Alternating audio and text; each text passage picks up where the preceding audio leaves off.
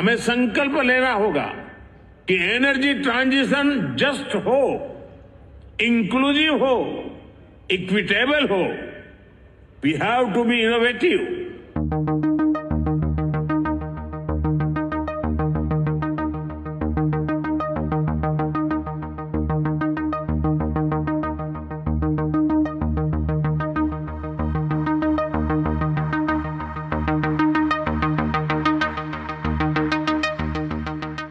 हम सभी के प्रयासों से ये विश्वास बढ़ा है कि विश्व कल्याण के लिए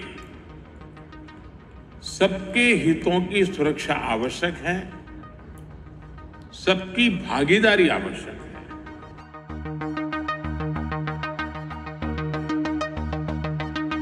आज भारत ने इकोलॉजी और इकोनॉमी के उत्तम संतुलन का उदाहरण विश्व के सामने रखा है।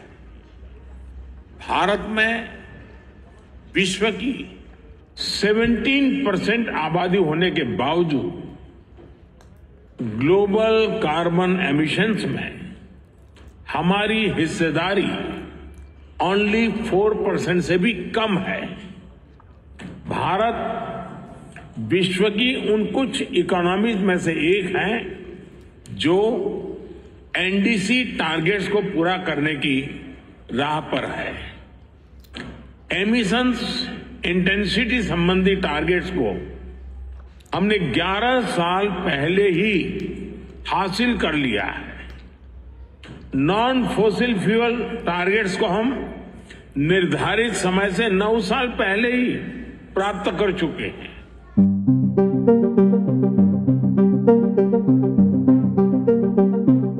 2030 तक एमिशंस इंटेंसिफाई को 45% घटाना है। हमने तय किया है कि नॉन फॉसिल फ्यूल का शेयर हम बढ़ाकर 50% करेंगे और हम 2070 तक नेट जीरो के लक्ष्य की तरफ भी बढ़ते रहेंगे।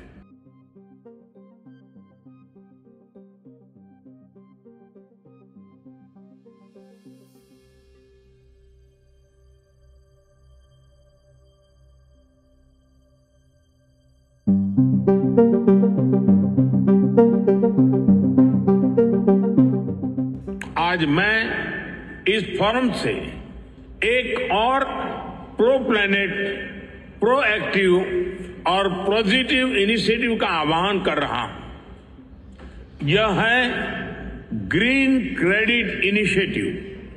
यह कार्बन क्रेडिट की कॉमर्शियल मानसिकता से आगे बढ़कर जन भागीदारी से कार्बन सिंक बनाने का अभियान है।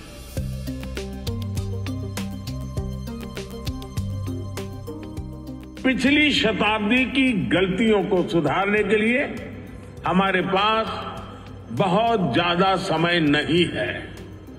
मानव जाति के एक छोटे हिस्से ने प्रकृति का अंधाधुंध दोहन किया, लेकिन इसकी कीमत पूरी मानवता को चुकानी पड़ रही है, विशेषकर ग्लोबल साउथ के निवासियों को। हमें ग्लोबल कार्बन बजट में सभी विकासशील देशों को उचित शेयर देना होगा। We have to be more balance.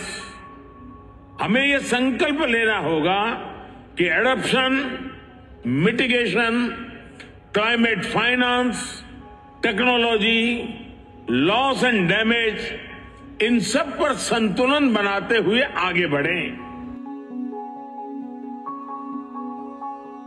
Bharat UN framework for climate change process के प्रति प्रतिबद्ध है। इसलिए आज मैं इस मंच से 2028 में COP 2028 में COP 33 समिट को भारत में होस्ट करने का प्रस्ताव भी रखता हूं।